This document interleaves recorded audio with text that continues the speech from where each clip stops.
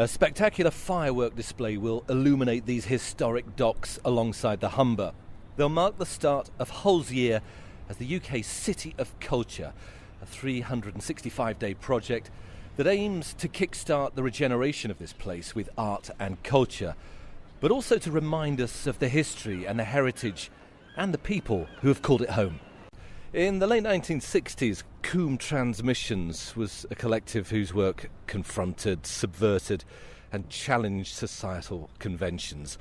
Following their prostitution show at the ICA in London in 1976, a Conservative MP labelled them the wreckers of civilization.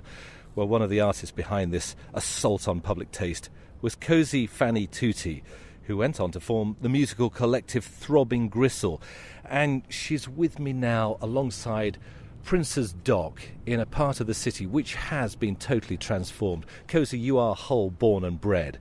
This must be a very different place now to the one that you started working in.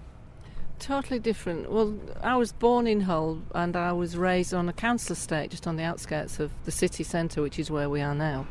So when I was out of home and on my own, becoming independent, and I joined the art collective, I was living not far from here, down the Humber Street fruit market. Which is where we are now. This is Humber Street, isn't it? Yeah, and that's a total transformation because it was literally just loads of distribution points for vegetables and fruit and stalls outside. Well, and it was look very at it now. I mean, all of these warehouses, and you can imagine in the 60s, well, for decades, the smell and the sounds of all the fruit from around the world being offloaded here onto these cobbled streets. And now looking down, there seem to be a lot of nice bars, a music venue there on the right-hand side, and there seem to be some pop-up studios as well, galleries. Nothing like that was available for us then.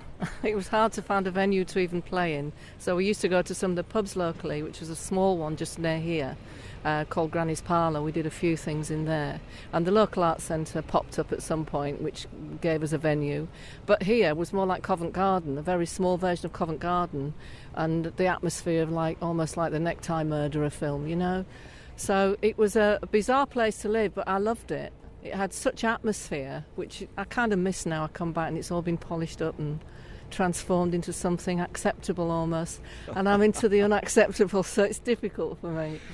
Once an anarchist, always an anarchist, eh? I guess so, yeah.